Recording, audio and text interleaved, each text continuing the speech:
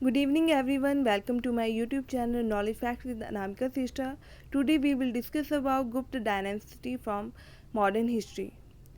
तो सबसे पहले आज हम पढ़ेंगे कि जो गुप्त वंश है उसकी स्थापना किसने की, गुप्त वंश में कितने शासक हुए और गुप्त वंश का अंतिम शासक कौन रहा। तो लेट्स स्टार्ट कि गुप्त वंश की जो स्थापना की गई वो किसके द्वारा की गई थी, तो वो आपके थे श्रीगुप्त।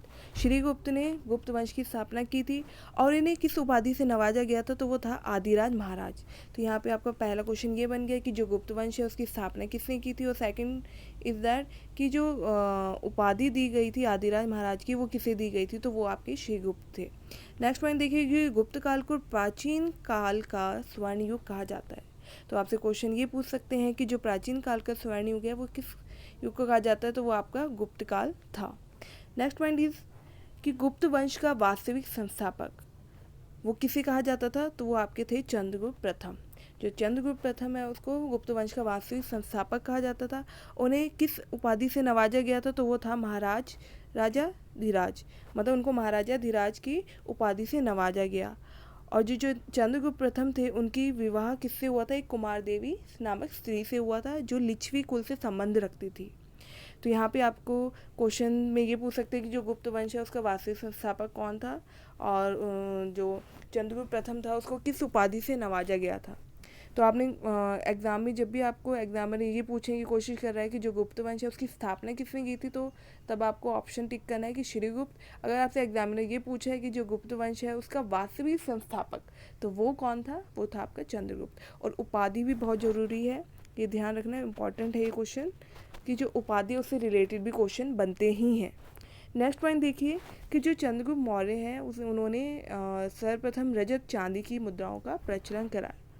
तो जो अगर आपसे क्वेश्चन में ये पूछ लिया जाए कि जो सर्वप्रथम रजत मुद्राओं का प्रचलन है वो किस शासक ने आरंभ कराया था, तो वो आपके कौन थे, चंद्रगुप्त मौर्य। तो ये भी ध्यान रखिए। नेक्स्ट पॉइंट देखिए कि इन्होंने साकेत, मगध और प्रयाग पर अपना साम्राज्य स्थापित किया। तो किसने स्थापित किया था, ये चंद्रगुप्त मौर्य ने। तो ये इलाके आप ध्यान रखें। Next point is very important कि भारत का नेपोलियन, ये सभी को पता होगा कि जो भारत का नेपोलियन है वो किससे कहा जाता है, समुद्रगुप्त को। और जो समुद्रगुप्त था वो चंद्रगुप्त का बेटा था, जो चंद्रगुप्त प्रथम थे उनके बेटे थे। और इसमें इम्पॉर्टेंट है कि जो ये नाम दिया गया था वो किसके द्वारा दिया गया था, तो वो ये नाम जो है वो किसने दिया था, वी.ए. स्मिथ। जो वी.ए. स्मिथ थे उन्होंने ये नाम समुद्रगुप्त को दिया था, भारत का नेपोलियन। तो ये भी इम्पॉर्टेंट है, इस पर आपके दो क्वेश्चन ये बन गए। सबसे पहला तो ये कि जो भारत का नेपोलियन है वो किसे कहा जाता है, और सेकंड कि जो ये नाम था वो किसने दिया था। अब नेक्स्ट क्वेश्चन देखिए पॉइंट कि चंद्रगुप्त सेकंड ने सर्वप्रथम 2 रजत मुद्राओं का प्रचलन कराया। इन सिक्कों पर देवश्री लिखा हुआ था। तो यहाँ पे ये क्वेश्चन ये बन सकता है कि जो 2 रजत मुद्राओं का प्रचलन किस शासक ने कराया था, तो वो आपके चंद्रगुप्त द्वितीय थे। और इन सिक्कों पर देवश्री लिखा गया था।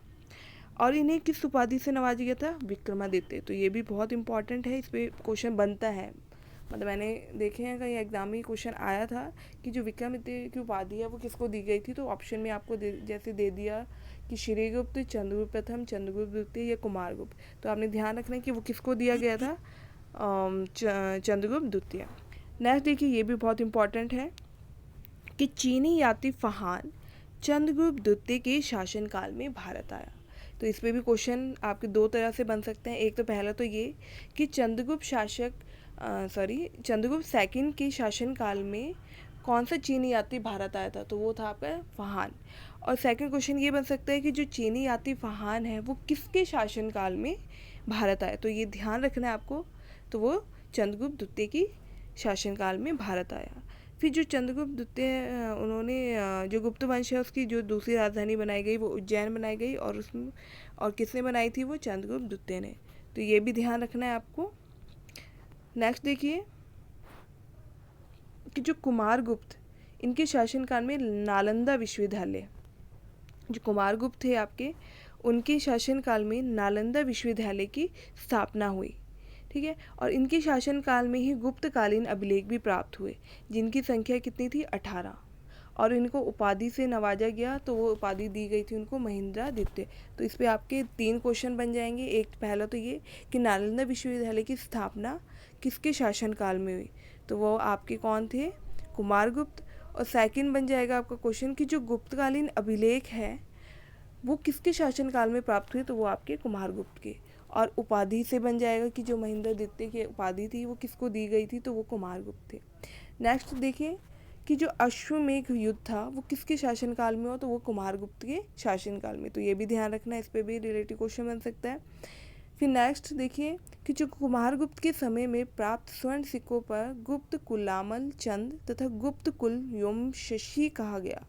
मतलब जो उनके समय में जो सिक्के प्राप्त हुए उनको गुप्त कुल व्योमशशी और गुप्त कुलामन चंद कहा गया। तो ये भी ध्यान रखना है, क्योंकि एग्जामिनर है वो किसी भी टाइप से क्वेश्चंस पूछ सकता है। अगर आप कोई भी रिलेटिव कोई भी टॉपिक पढ़े तो उसको आप डिटेल वाइज पढ़ेंगे तो वो आपके लिए ही बेनिफिट होगा उस चीज़ का आपको। तो यहाँ पे मेरा जो मेन फोकस है वीडियो बनाने का वो यही है कि आप कोई भी टॉपिक को ले रहे हो तो उसको कंसेप्ट और डिटेल वाइज ही समझें। अब नेक्स्ट देखिए जो स्कंदगुप्त था ये कुमारगुप्त का पुत्र था और ये गुप्त वंश का अंतिम शासक रहा। तो ये ध्यान रखना है आपको। ये तो थोड़ा बहुत जब भी आप किसी टॉपिक को पढ़े तो आपको शुरुआत का और अंत का पता ही होना चाहिए। और इसको उपाधि दी गई थी वो थी शक्रादित्य की उपाधि, तो ये भी ध्यान रखें आप। अब देखो ये भी इम्पॉर्टेंट क्वेश्चन बन जाता है कि इसके शासनकाल में महत्वपूर्ण घटना क्या हुई थी कि जो हुन थे इन्होंने गुप्त साम्राज्य पर आक्रमण किया था। और किसके शासनकाल में हुआ था, ये स्कंदगुप्त के। तो ये ध्यान रखना।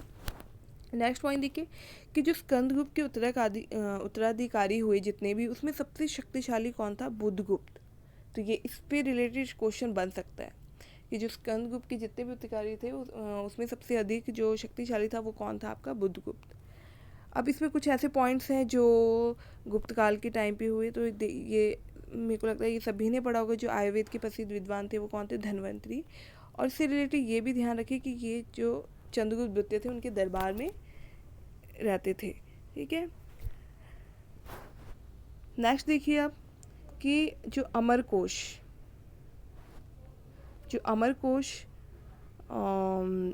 का संकलन है वो किसने किया था, अमर सिंह ने। तो ये भी ध्यान रखना है। और चंद्रगुप्त की सभा में, तो इसका भी ध्यान रखना है। नेक्स्ट देखिए कि जो अभिज्ञान शकुंतलम ये किसके द्वारा लिखा गया नाटक, कालिदास के द्वारा। नेक्स्ट है मिर्च कटिकम नाटक, ये शूद्रक के द्वारा। नेक्स्ट देखिए कि अभिधर्म कोश ये वसुबंधु के द्वारा, ये भी बहुत इंपॉर्टेंट है। वृहद संहिता पंच सिद्धांतिका ये वहरा मीर के द्वारा लिखा गया। और पंचतंत्र विष्णु शर्मा के द्वारा। तो ये कुछ ऐसे नाटक रहे जो गुप्त काल के समय पे हुए। ये कुछ इंपॉर्टेंट है, इसको ज़रूर आप नोट कर लें और ध्यान कर लें क्योंकि ये एग्ज़ाम में पूछे ही जाते हैं। तो मेरा मेन फोकस था वीडियो बनाने का कि आपके गुप्त वंश से रिलेटेड जितने भी क्वेश्चन हैं वो सारे टॉपिक इसमें क्लियर हो। अगर आपके फिर भी कोई डाउट्स हो, आपको कोई क्वेश्चनिंग करनी हो तो आप मुझे कमेंट बॉक्स में कर सकते हैं। और प्लीज़ मेरे चैनल को अगर आप चाहते हो कि आपको और अच्छे नॉलेज फैक्ट्स मिले आपके क्वेश्चन से रिलेटेड, आपकी जनरल नॉलेज से रिलेटेड, तो आप मेरे चैनल को सब्सक्राइब करें और लाइक करें। थैंक्स।